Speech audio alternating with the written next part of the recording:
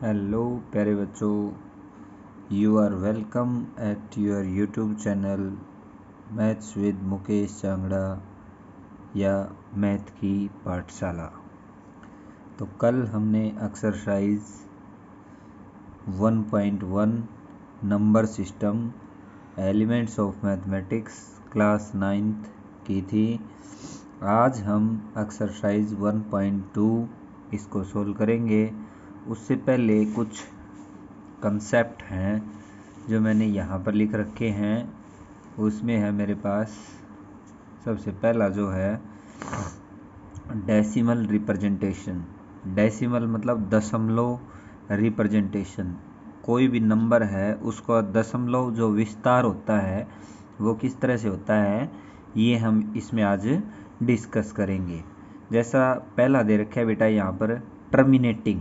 Terminate, जैसे मान लीजिए कोई गेम खेलते हैं हम, बिग शो चलता है तो उसमें एक के बाद एक एलिमेंट है वो टर्मिनेट होता रहता है, निकलता रहता है, बाहर निकलता रहता है, तो ये कहता है टर्मिनेट। और लास्ट में उसमें एक जो बच जाता है वो क्या होता है, विनर होता है। तो टर्मिनेट मतलब एक निकल गया, फिर दूसरा, फिर तीसरा, इस तरह से सारे टर्मिनेट हो गए, लास्ट में जो एक बचेगा सिंगल पर्सन वो विनर हो जाएगा। तो यहाँ पर जो दे रखा है वो है आपका टर्मिनेटिंग डेसिमल एक्सपेंशन। जो टर्मिनेट हो यानी इन विच रिमाइंडर इज जीरो, जिसमें रिमाइंडर जीरो आ जाए। जैसे 4/8 करता हूँ मैं, ठीक है, तो भाग नहीं जाएगा तो 0.5 आ जाएगा, यानी 40/8, 8 5 जा 40, तो रिमाइंडर क्या आ जाएगा आपका जीरो। जिस केस में आपका रिमाइंडर जीरो आता है वो कैसा हो जाएगा आपका टर्मिनेटिंग डेसिमल एक्सपेंशन। ठीक है जी। अगली जो टर्म है non terminating recurring. Non terminating जिसमें टर्मिनेट तो हो गया तो रिमाइंडर जीरो, इसमें रिमाइंडर जीरो नहीं आएगा। जैसे और रिकरिंग वही डिजिट है दोबारा आती रहेगी। जैसे एग्जाम्पल के तौर पर इसमें मैं लिखूँ बेटा 10/3, इसको आप भाग देते रहो, 3 3 9, 3 3 9, 3 3 9, 3 3 9, 1 बच गया, इस तरह से ये संख्या आती जाएगी। यानी नॉन टर्मिनेटिंग रिकरिंग, यानी ये क्या हो जाएगा आपका, इस तरह से इसका डेसिमल एक्सपेंशन ये होगा। अगला जो है वो दे रखा है नॉन टर्मिनेटिंग नॉन रिकरिंग, यानी जो टर्मिनेट भी नहीं होगा और रिकरिंग भी नहीं आएगा। यानी कोई भी नंबर, जैसे पाई लिख दूँ मैं, तो पाई की वैल्यू 22/7 वैसे होती है, लेकिन पाई क्या होता है कि इरेशनल नंबर होता है।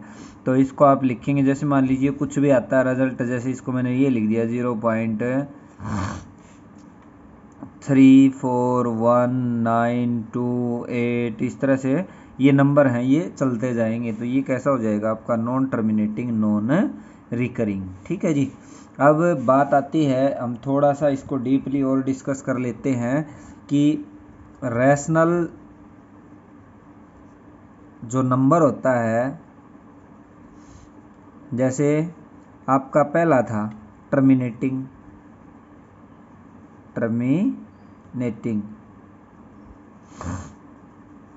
तो टर्मिनेटिंग जो भी होता है उसको बेटा आप p/q की फॉर्म में लिख सकते हो।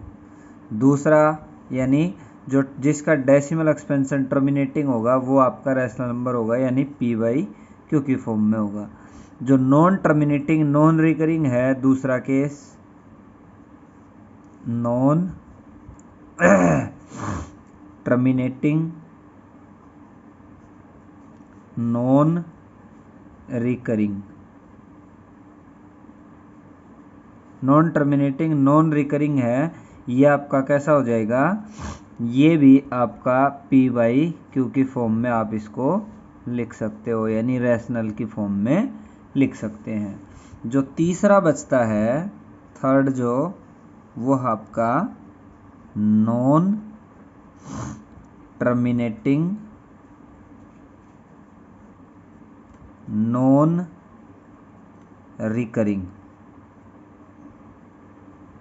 ये जो इसकी फॉर्मेशन होगी बेटा, ये एक इर्रेशनल नंबर होगा, इर्रेशनल नंबर होगा।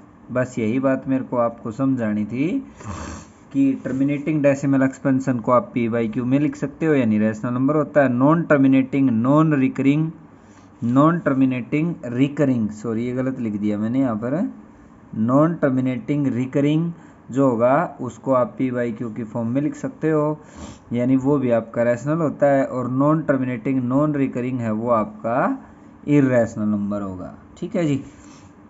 तो एक्सरसाइज से पहले कुछ बेसिक कंसेप्ट थे, ये मैंने आपको बता दिए। इसके बाद जो हम एक्सरसाइज है इसकी 1.2 उसको सोल्व करेंगे। तो 1.2 को सोल्व करने से पहले एक्सरसाइज 1.2 को सोल्व करने से पहले मैं पहला जो क्वेश्चन है उसको, आप किसी के पास बुक नहीं है तो यहाँ से स्क्रीनशॉट लेके और जो आपका जो एक्सरसाइज है उसको ये स्क्रीनशॉट ले लीजिए। इतना क्वेश्चन नंबर 3 तक यहाँ तक आ जाएगा। फिर आप क्वेश्चन नंबर 4 से यहाँ तक का स्क्रीनशॉट ले लीजिए। ये आपकी एक्सरसाइज है, पूरी हो जाएगी। और आंसर्स का भी आप स्क्रीनशॉट लेना चाहो, क्वेश्चन को मैच कराना चाहो तो ये आंसर्स का भी आप स्क्रीनशॉट ले सकते हो, जिस बच्चे के पास बुक नहीं है। अभी जैसे एक्सरसाइज शुरू करवाता हूँ मैं, तो इसमें पहला जो क्वेश्चन है वो देखिए, right the following decimal form and classify them terminating non terminating repeating. ये कहता है कि ये जो नंबर दे रखे हैं, जैसे पहला है बेटा 36/100, ये कहता है ये जो नंबर दे रखे हैं ये कहता है डेसिमल फॉर्म में लिखे इसको।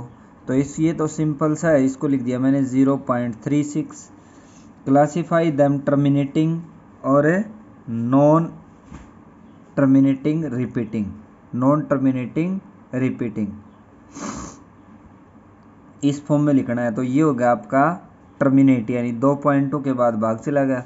अगला है 1/11, तो ये आपका कैसा होगा, देखो जो कुछ पॉइंटों के बाद भाग चला जाता है वो टर्मिनेटिंग, अदरवाइज नॉन टर्मिनेटिंग और रिपीटिंग हो जाएगा।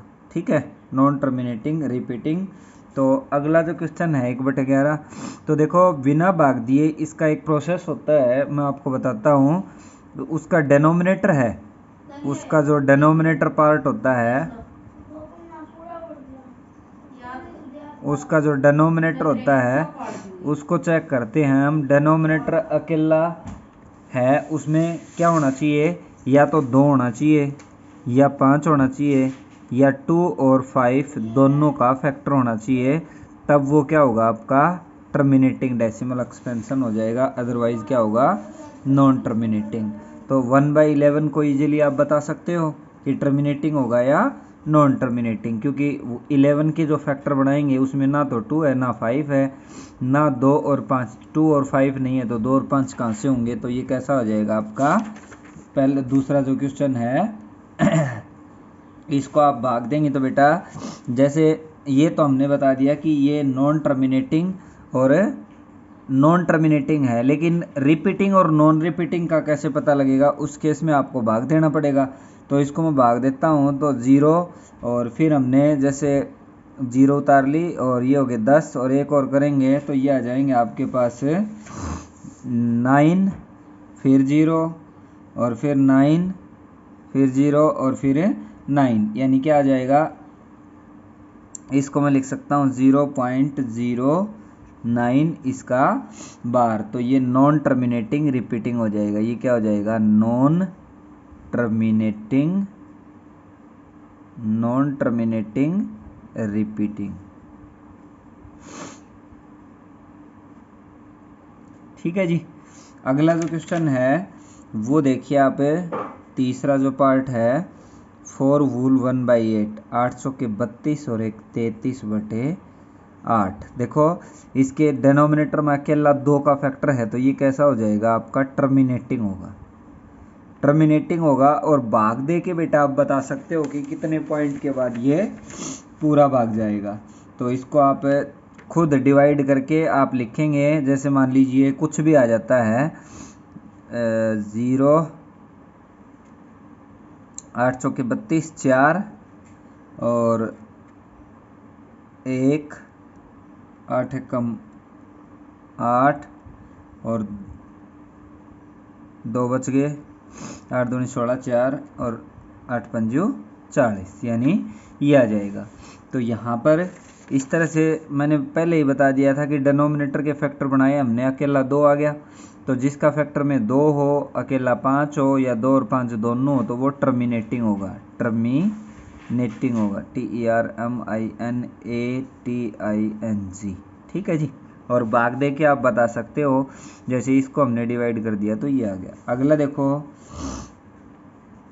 अगला जो है मेरा 3/13, तो ये कैसा है आपका 3/13 को आप लिखेंगे, क्योंकि टर्मिनेटिंग तो है ही नहीं, क्योंकि डिनोमिनेटर में इसके फैक्टर नहीं है, तो ये आपका कैसा है, नॉन टर्मिनेटिंग, नॉन टर्मिनेटिंग।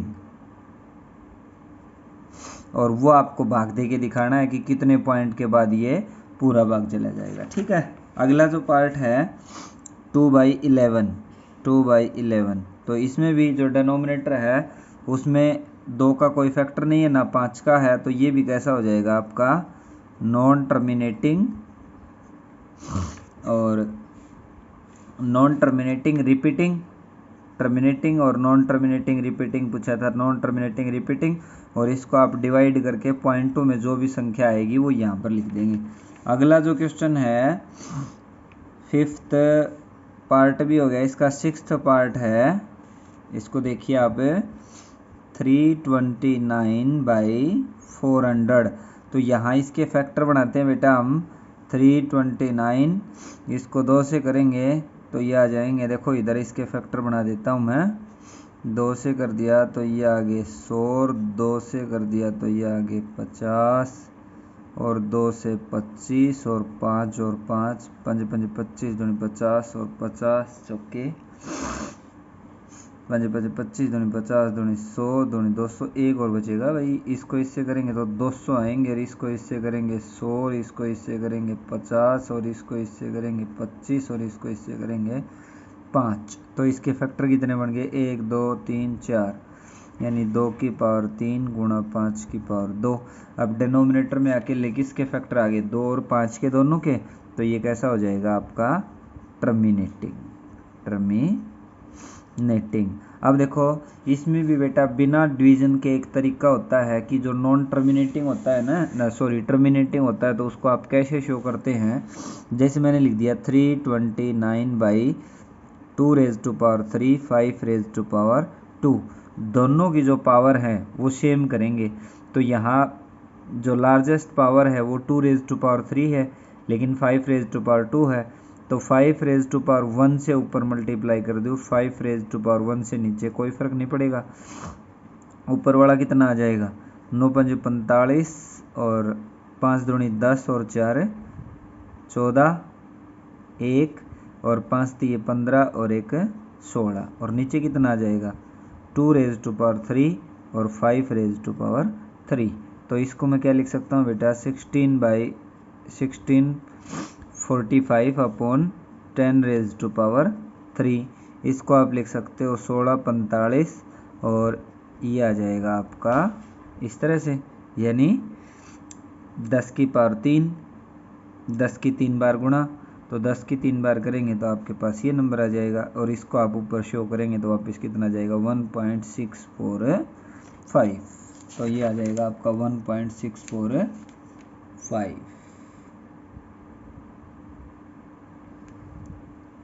छठा, 1 मिनट रुकिए,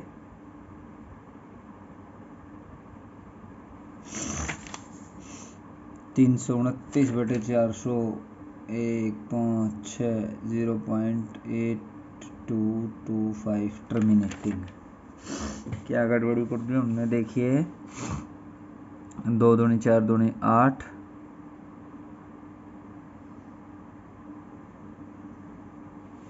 1 2 3 4, 2 की पावर 4 है बेटा, ये गलत कर दिया हमने, देखो 2 की पावर 4, और तो 5 की पावर 2 से ऊपर नीचे गुणा करनी पड़ेगी, तो यानी इसको 5 से और कर दूँ मैं, और नीचे 5 की पावर भी 4 हो जाएंगी, इसकी भी 4 हो जाएंगी, और इसकी भी 4 हो जाएंगी, इसको 5 से और गुणा करो, आप जो भी टर्म आते हैं उसको लिखिए। अब देखो 5 5 25, 4 5 20, और 2 22, 16 5 80, और 2 82, और नीचे 3 की बजाय 4 जीरो, तो 0.8225 ये आ जाएगा आपका terminating decimal expansion. Next question देखिए, question number 2, what can be the maximum number of digits repeating in the block of, यानी आप एक को बेटा 17 से भाग देंगे तो ये कहता है कि इसको आप डिवाइड करेंगे तो मैक्सिमम नंबर ऑफ डिजिट्स हैं वो ब्लॉक रिपीट करेंगे। जैसे एक को हम भाग देंगे 17 से, ठीक है, भागने का 0, और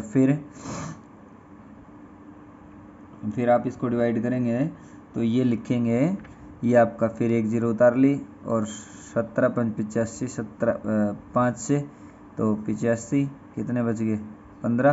तो इस तरह से आप ये कितने पॉइंट के बाद हैं वो डिजिट हैं वो रिपीट होनी शुरू होंगी, यानी कितना का ब्लॉक आएगा, 10 आएंगी या 12 आएंगी, उसके बाद वही डिजिट आनी शुरू हो जाएंगी, वो आपको करके बताना है। तो भाग देना है, इसमें इजीली आप सभी इसको भाग दे सकते हो। क्वेश्चन नंबर 3 देखिए,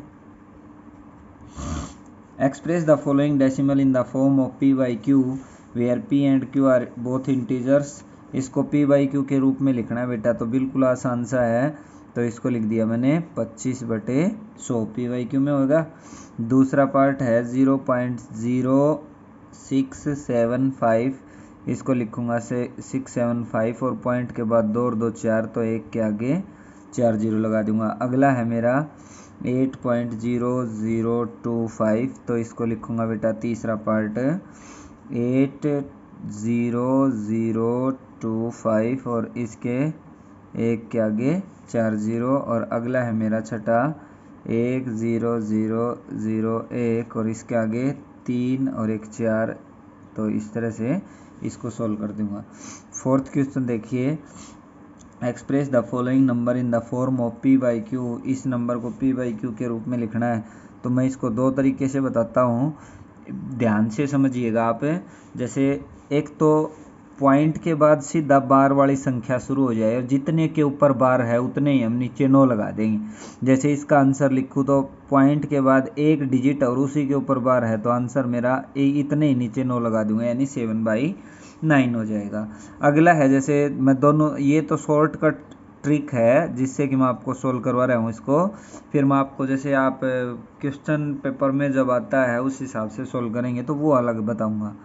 जैसे पॉइंट के बाद 2 डिजिट है बेटा, 2 के ऊपर बार है, तो इसका आंसर हो जाएगा 23/99। अगला जो है 0.437, इसके ऊपर बार है, तो इसका आंसर हो जाएगा 437/99 और 9। ये कटते हैं तो फिर इसको काट देंगे, ठीक है। अब अगला जो क्वेश्चन मैं आपको करवाऊंगा वो देखिए, जैसे यही क्वेश्चन था मेरा पहला 0.7, इसको हमने p बाई क्यू के रूप में लिख दिया कि जितने के ऊपर बार थे उतने ही नीचे 9 लगा दिए। एक जैसे मान लीजिए ये आपके आ जाता है और ये कहता है कि 3 नंबर का है, तो ऐसे नहीं है, अभी सीधा आंसर लिख दिया हमने, 3 नंबर से हम अचीव कर लेंगे। तो इसके लिए हम थोड़ा सा एक्सप्लेन करना पड़ेगा इसको। 0.7 है मेरे पास, तो पॉइंट के बाद जितने भी डिजिट हैं उतने ही, जैसे बेटा इसको मैंने x मान लिया, इस बार का क्या मतलब है, जैसे मैंने लिख दिया 0.7777, यहाँ पर बार लगा दूँ, या पीछे वाले पर यहाँ पर लगा दूँ, यहाँ पर लगा दूँ, यहाँ पर लगा दूँ, एक ही बात है ये, ठीक है। तो जितने के ऊपर बार है उतने ही एक के आगे 0 लगा के दोनों तरफ मल्टीप्लाई कर देते हैं। पॉइंट के बाद जितनी भी डिजिट हैं, there is 1 repeating digit after the decimal. ये कहता है कि एक डिजिट है डेसिमल के बाद, सो मल्टीप्लाइंग बोथ साइड बाई, एक के आगे 0 लगा दी तो 10 से, तो ये हो जाएगा 10x। और इसको मैं ऐसे लिख सकता हूँ बेटा 7.7 इसका बार, क्योंकि ये जो 7.7 था इसको मैंने ऐसे लिख दिया, कोई फ़र्क नहीं पड़ेगा, 10 से मल्टीप्लाई करूँगा तो 7.7 इसका बार। ये पहली इक्वेशन थी, ये दूसरी इक्वेशन थी। तो पहले में क्या किया मैंने, let x is equal to ये हो गया, और फिर लिखता हूँ multiply equation first by 10 both side, we get, क्या प्राप्त होगा आपको, दोनों साइड हम 10 से मल्टीप्लाई करेंगे तो 10x, और ये आ जाएगा।